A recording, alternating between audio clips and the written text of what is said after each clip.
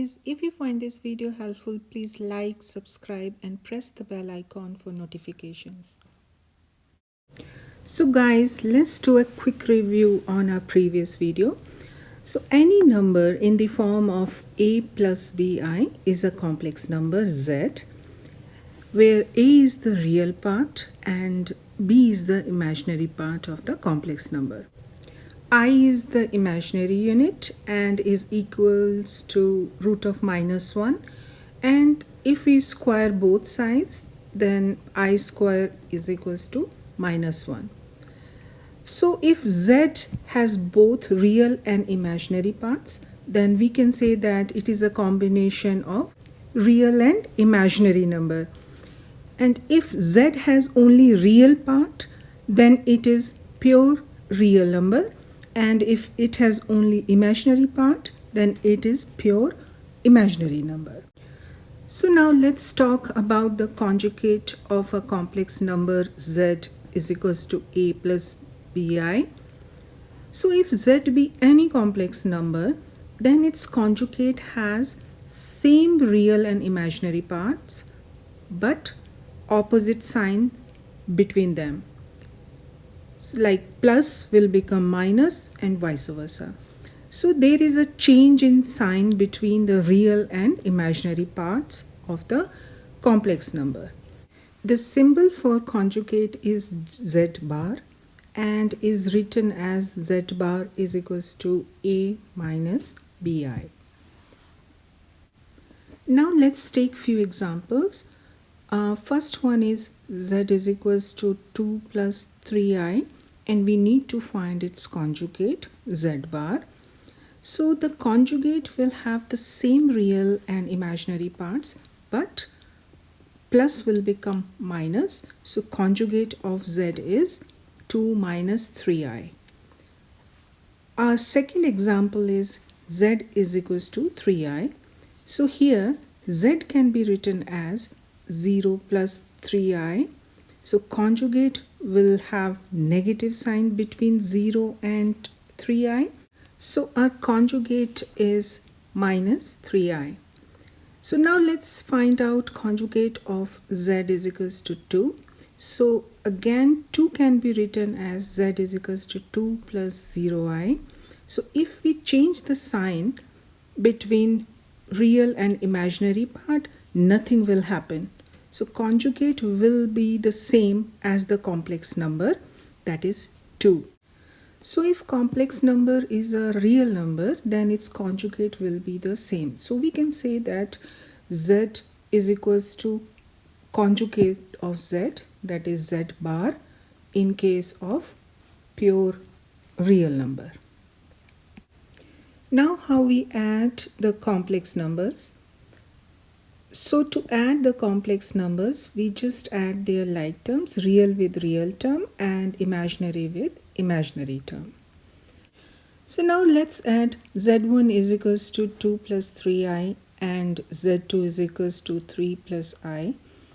So here z1 plus z2 is equals to 2 plus 3i plus 3 plus i. So we will add real part with real part and imaginary with imaginary part. So 2 with 3 and 3i with I. And we will get 5 plus 4i. So did you notice that addition of complex numbers is a complex number again? So 5 plus 4i is a complex number. Now let's add these two complex numbers. z1 is equals to 2 plus 3i and z2 is equals to 2 minus 3i. Again add real with real and imaginary with imaginary, and we will get 4. So now notice that sum of these two complex number is a pure real number. Now look carefully at z1 and z2. Did you notice that real and imaginary parts are equal, but sign between them is opposite? So we can say that z2 is the conjugate of z1. So instead of Z2, we can write Z1 conjugate in here. So we will get Z1 plus Z1 conjugate is equals to 4. So we can say that the sum of a complex number and its conjugate is always a real number. Now let's talk about the properties of addition of complex numbers. Let's take three complex numbers. Z1 is equals to 2 plus I, Z2 is equals to 3 minus 2I, and Z3 is equals to 1 plus 3I. Now if we add Z1 plus Z2, we will get 5 minus I. And if we add Z2 plus Z3, we will get 4 plus I. So in both cases, we got complex numbers again. So we can say that complex numbers are closed under addition, or we can say that it satisfies closure law. Now if we add Z1 plus Z2 or Z2 plus Z1, we will get the same result. Therefore, it is commutative. Similarly, we can see here that it satisfies associative property too. So now, if Z is equals to 0, then it is a 0 complex number and can be written as 0 plus 0I and called additive identity.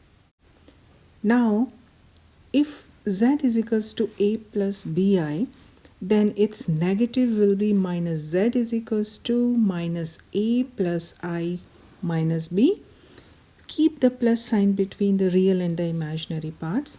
Then Z plus minus Z is equals to A plus BI plus minus A plus I minus B, which will give us 0. So Z plus negative Z is equals to 0, and this is additive inverse. Now how we do addition on complex planes? So first take two complex numbers, Z1 is equals to 2 plus 3I and Z2 is equals to 1 minus 2I, and find out their resultant on the complex plane. So as you know that every complex number can be expressed as a point in a complex plane.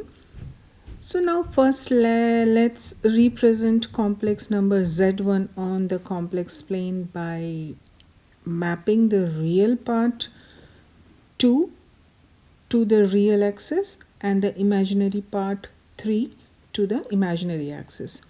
Now plot these 2 points on the plane by moving 2 units to the right and 3 units up.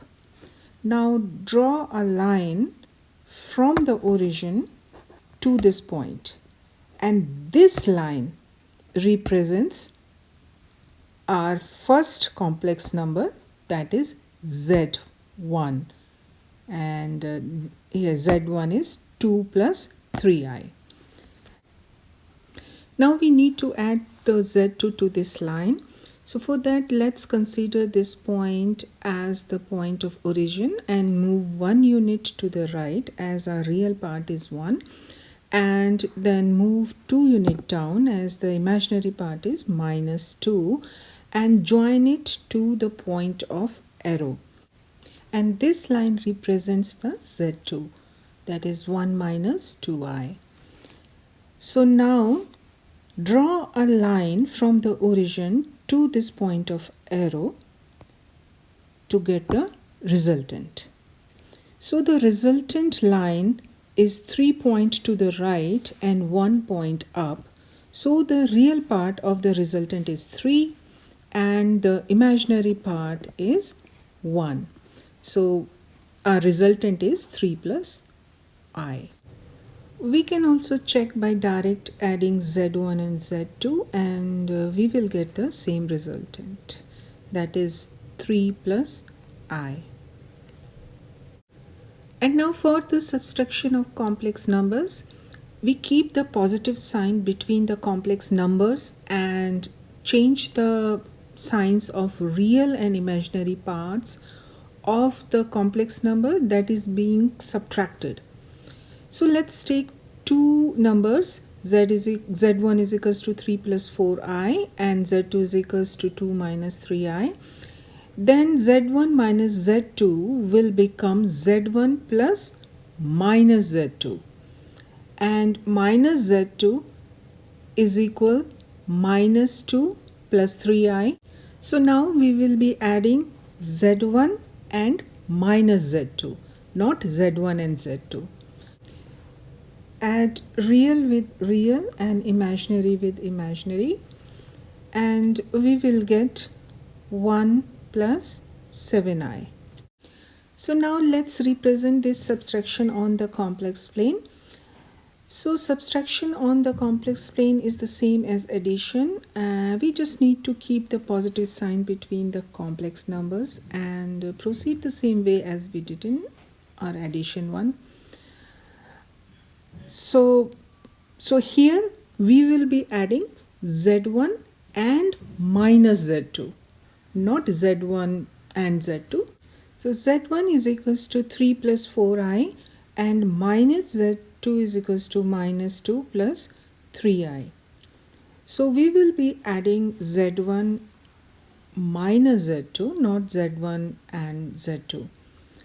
So z1 plus minus z2 is equal 3 plus 4i plus minus 2 plus 3i.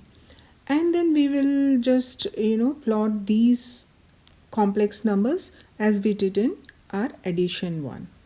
Let's draw real axis and imaginary axis. So RE for real and IM for imaginary. Now for Z1, 3 is the real part and 4 is the imaginary part. So move 3 units right and 4 units up and then join that point to the origin. So this is our Z1. This line represents the Z1 is equals to 3 plus 4i. Now again consider this point as the point of origin and move 2 units left, as the real part in minus z2 is minus 2, and move 3 units up as imaginary part in minus z2 is 3, and now join that point to the point of arrow, and this line represents minus z2. So now finally draw a line from the origin to this point of the arrow to get the resultant. So here resultant is 1 plus 7i, 1 unit to the right and 7 unit to the up.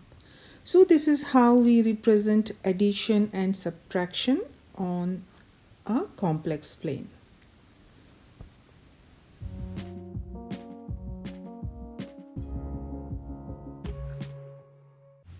So today we learned about the conjugate addition and subtraction of the complex number, and as we know that complex number is a plus bi, where a is the real part, b is the imaginary, and I is the imaginary unit, and I is equals to root of minus 1.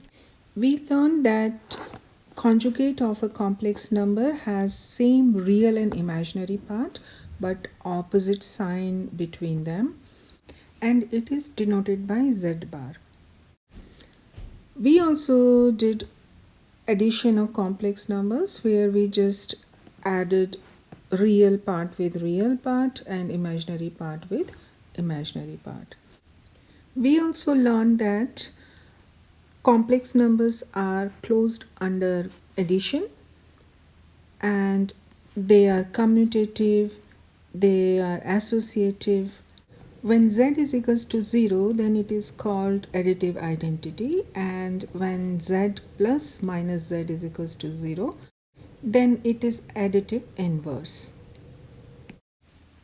Then we did addition on the complex plane, where we found the resultant of z1 and z2, and that was 3 plus I. Now for the subtraction, we keep the positive sign between the complex numbers and change the signs of real and imaginary part of the complex number that is being subtracted. Finally, subtraction on the complex plane is the same as addition. We just need to keep the positive sign between the complex numbers and proceed the same way as we did in addition. So here we add z1 plus minus z2. Next topics are multiplication and division of complex numbers. Thanks for watching.